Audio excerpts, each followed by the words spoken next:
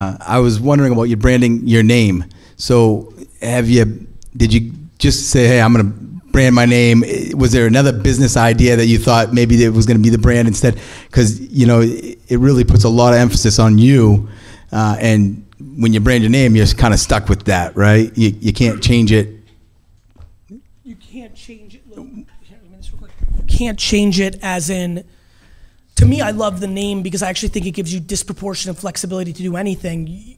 As a human, if you go from wine guy to social media guy to like whatever you want to do next, I think it gives you that flexibility. Whereas if you're like the photo expert and then you want to write, you're like, oh, fuck, right? So like when I look at people go literal with their brands versus Sally Thompson or Rick Jones, I think, sure, you need to do a little work, but I think what I mean by a little work is your actions become your brand. Like if you go read if you go back to 2009 and go on Twitter, people shit on me for like, but you're the wine guy, you can't start a social media agency.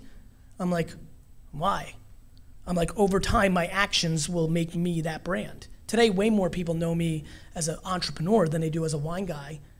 But the first year of my existence in the transition, I got shit on at scale for making that transition. But that's like Marky Mark becoming Mark Wahlberg. Like The Rock is less of a wrestler today than he was 10 years ago, right?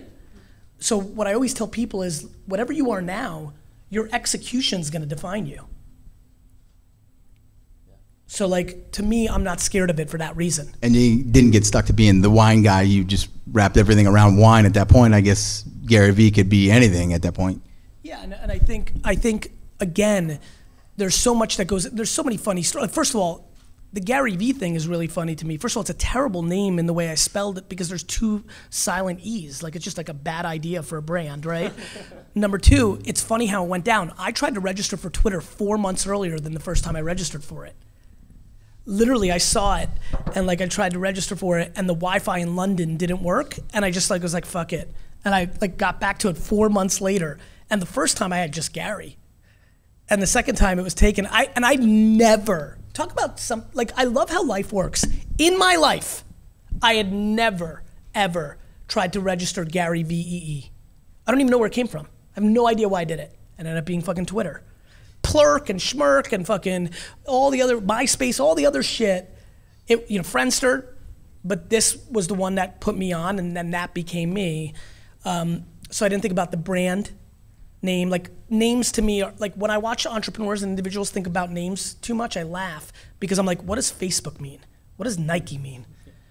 Like nothing means shit. When it first starts, the execution defines it.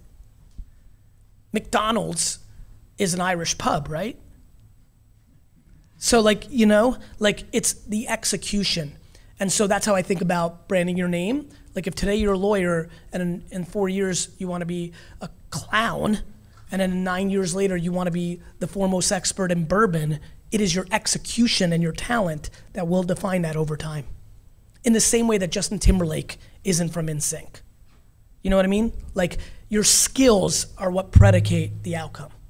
And I think people get caught up in like a name, which is a quick tell of like not seeing what actually plays out when building brand.